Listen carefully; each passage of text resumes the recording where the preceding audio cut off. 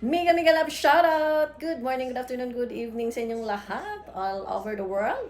Wherever you are, have a good day! This is Awesome Ruby. Isi-share ko sa inyo ngayon kung paano ko ginawa ang aking yema cake. Itong yemang cake na ito is really requested. Requested po ito ng aking son na si Frances. Paborito niya ang yema. Ngayon, gagawin kong yema cake. And then mga kaasam, for all you know, hindi ko na ipapakita dito ang aking ingredients. Magbasa kayo sa baba, sa description ko. Ilalagay ang aking mga ingredients, mga kasam. Okay? Unang-una mga kasam, ipakita ko sa inyo kung paano ko gagawin ang cake. Actually, the same din ito sa chupon cake.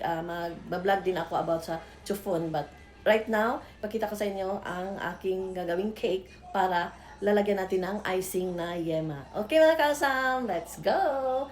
Let's make first the cake and then I will show you also how I make my icing, yema icing. Let's go mga kaasam. Kaasam, umpisa na natin ang ating paggawa ng ating cake or chiffon cake. Ito po ang aking mga ingredients. Sabayan nyo lang ako, tingnan nyo lang ako, or pwede nyo namang, nandyan sa description po ang aking ingredients. Okay mga kaasam, ayan, i-focus ko sa inyo kung paano ko mini-mix, okay? Ayan, ito po yung bowl natin. Unahin natin ang ating egg. 4 egg yolks to mga kaasam. And then, half cup of oil mga kaasam. Half cup of oil. Ito yung half cup of oil mga kaasam.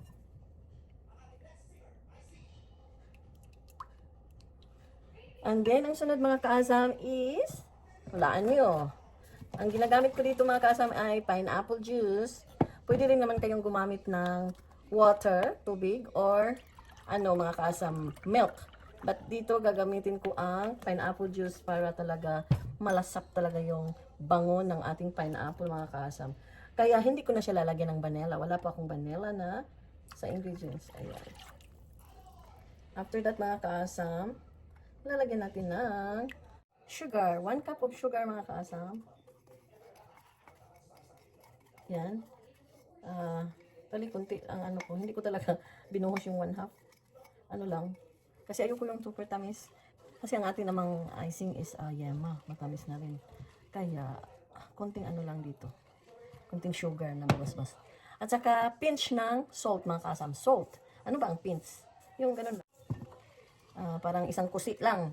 And then, next is 1/4 1 teaspoon of baking powder mga kasam. Yan, baking powder. And then, halo-halo. Ang last mga kasam is ang ating harina. Sasalain natin ang ating harina mga kasam para talaga ang ating cake. Ay naku, hindi ko Sala, ayan, tapos na. Tapos na, talagang yan lahat. Ang ating cake. Okay mga kasam. Kaya, natin ang ating dito, lakas. Lakas sa pagmimix.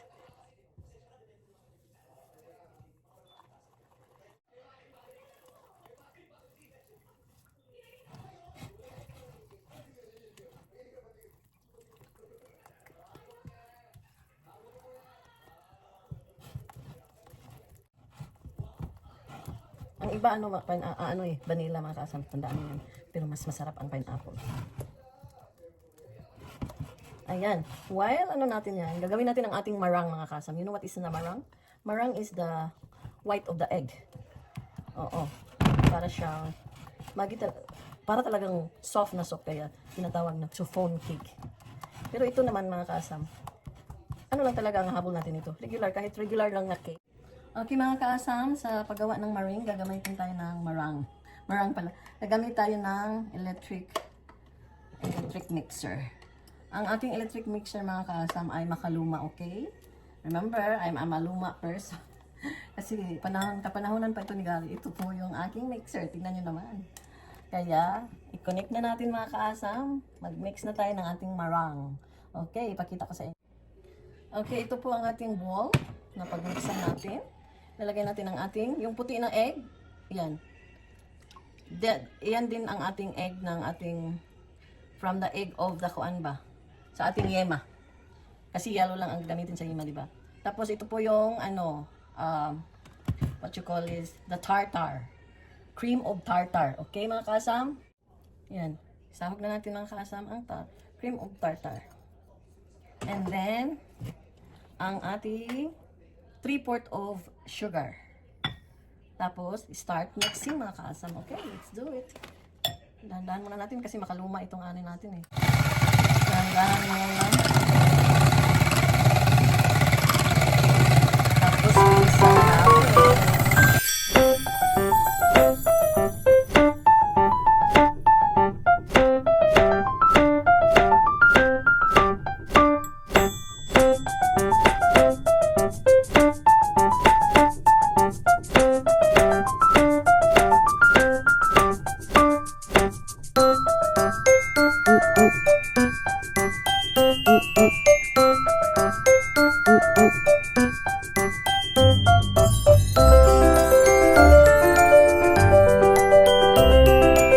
Ayan, let's go mga kasam. I-mix na natin ang ating yung flour at saka ang ating meringue. Let's go! Yan, pakita ko sa inyo. Dapat mga kaasam, i-ano daw ito mga kaasam? I-fold. Paano ba i-fold? Ganun mga kaasam. Ito po yung meringue natin, meringue. Yan, i-fold. Parang ganun yata eh. Fold. Ganun. Okay, i-fold daw. Dapat i-fold until ma-fully mix na natin ang ating flour at ang ating meringue.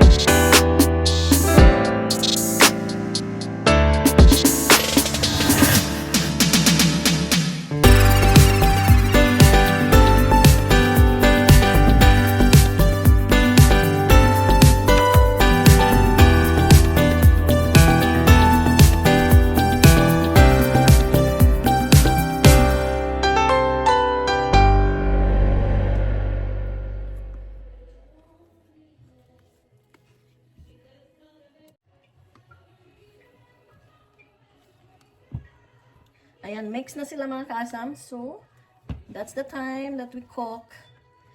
We're gonna put it in the pot. In the pan. Sa hulmahan ba?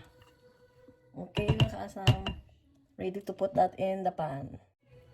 Ayan, tapos na tayong nag-mix ng ating meringue at saka ating flour. Now, ilalagay na natin sa hulmahan mga kaasam. Ayan. Itong hulmahan ko, nilalagyan ko po siya ng, anong tawag dito? This is a wax paper. Para hindi siya didikit. Ang iba nilalagyan yata nila ng butter or oil. But yan ang ilalagay ko. Okay mga kaasam, let's start this. Para matapos na ang ating yema cake. Pagkatapos ito mga kaasam, i-ano natin ito sa oven. Lulutuin lang natin. Medyo siya kuti ang chupon cake mga kaasam. Nakagawa na ako ng chupon cake pero wala pa sa aking content. Pero masarap. Nakapagod dahil maraming butsi-butsi. Ayan. Ngayon, ready to, ano na yan mga kaasam? To cook in the oven. We're gonna set our oven into 350 and we will cook our cake. Tapos, ilagay natin 200 degrees po yung ano ko, oven. Tapos, ayan, lutuin na natin mga kaasam. Ayan, habang natin lulutuin ang ating cake, gagawa tayo ng yema icing. Okay mga kaasam, let's go! Ayan mga kaasam, ngayon gagawa na tayo ng ating yema icing. Okay, ito po yon mga kaasam. Okay, ito na po mga kaasam ang ating egg. Lunod na natin yan.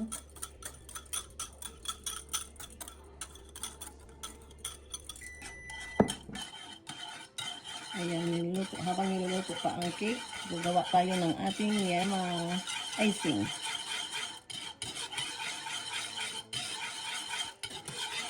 Then, ilalagay natin mga kasam ang evaporated milk. Sorry. Ayan. Mix ng mix. Para maano talaga siya mga kasam.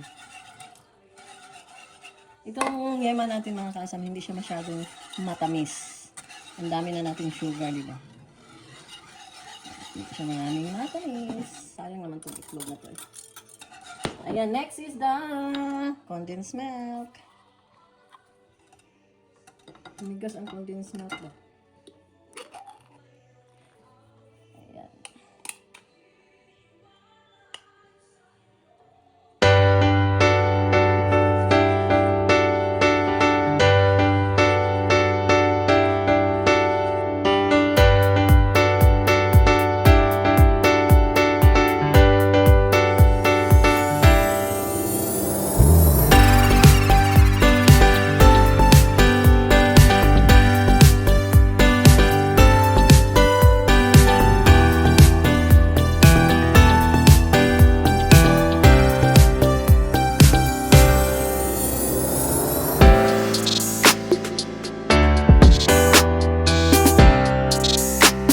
Ayan, turn on lang yung oven ng mahina. Okay, mga kasam, medium. Medium ang ng ating stove. At saka, pag mag-mix ka nitong yema, huwag magmamadali. Okay? Dahan-dahan para maganda ang resulta. At saka masarap pag dahan-dahanin. Charot. Yeah, mga kasam, hinay-hinay lang. Pero pag maano na siya, magtikin na siya, yan na tayo magmamadali. Okay, mga kasam? Mix, mix, mix lang. Medium lang po ang ating fire. It's not that too hot. Kasi hindi tayo nagmamadali.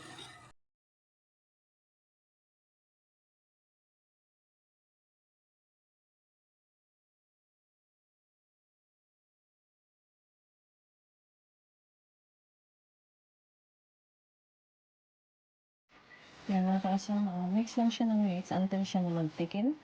Yan, malalapot na siya. Ready to, na siya. Ready to serve. Ayan. Pag ganyan na siya mga kasama, nagalapot na yan, o kikita na siya nagalapot. Bilisan na natin ang ating pag-mix-mix. Okay mga kasama? Bilis-bilisan na para hindi siya madukot. Or hindi siya masunog ba? Masunog means ma-over.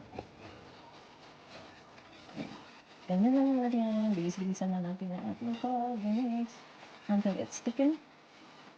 Okay. Ayan na mga kasama, malapit na maluto. Yan o. Depende naman sa inyo kung gaano katik ang gusto ninyo mga kasam. Pero yan ay ready lang. Pwede na yan gawing icing mga kasam. Kaya luto na yan. Okay? Ayan, luto na yan. Pinatay ko na yung stove. Ilagay na ang butter. Ayan. Yan na po ang butter. Patay na po yung stove. Okay? Ayan. 2 cubes of butter. Okay, pagkatapos niya mga kaasam, ready na yan natin i-icing sa ating cake. Ayan, palamigin natin yan mga kaasam ang ating yema para hindi siya maninigas ba. Ganito po yun ang pagpapalamig. Okay, mga kaasam, palamigin natin. At saka yung cake na lalagyan natin ng palamigin din natin. Okay, mga kaasam, let's go. Ayan na mga kaasam ang ating cake. Luto na ang ating cake. Palamigin natin yan mga kaasam before natin ilagay ang ating yema icing. Okay mga kaasam. Diyan lang kayo. Po mga kaasam, ang ating cake. Yan, tanggalin na natin siya sa hulmahan mga kaasam. Madali lang ganon. Okay mga kaasam. Ito na ang ating cake. Ayan na. O, diba? Ituwad natin mga kaasam. Tuwarin ba? Diba? There. Ayan. Yan ang lalagyan natin ng ang tawag doon? Yema. Siyempre, nilagyan natin ito ng ano, di ba? Paper. Tanggalin natin ang paper, mga kaasa. Okay. Tanggalin ang paper. Ayan. Baka nakalimutan nyo. Naku, makakain kayo ng paper. Ayan. Now, umpisa na natin ang paglagay ng ating yema icing. Ito po ang ating yema icing, mga kaasam. Kaya ganun lang. Dahan-dahan lang.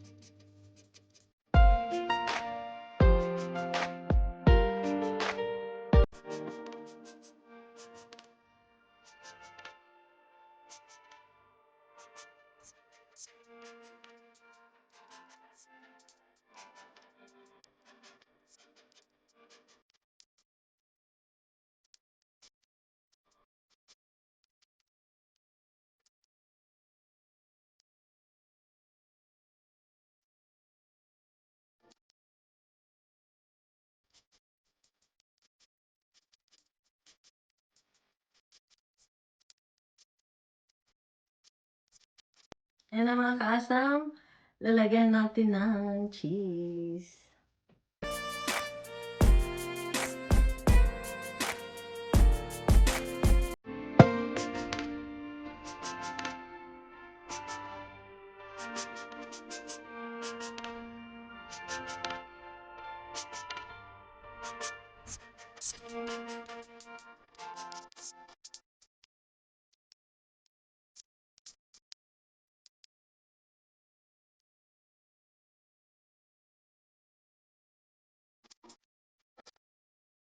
Hey! Ayan mga kaasam, bago natin ibigay kay Francis yun, titikman ko muna mga kaasam.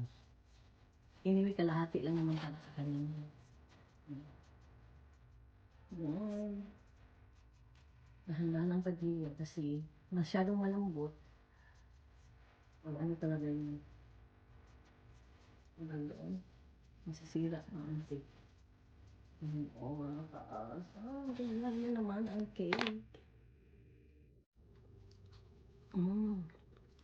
Sarap ang cake. Kunti lang naman ang yema nalagyan. Sarap talaga. Nalalasap ko yung pineapple juice.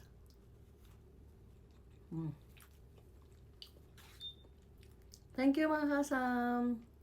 Until next video. Chupon cake naman next video. Sarap. Bye-bye.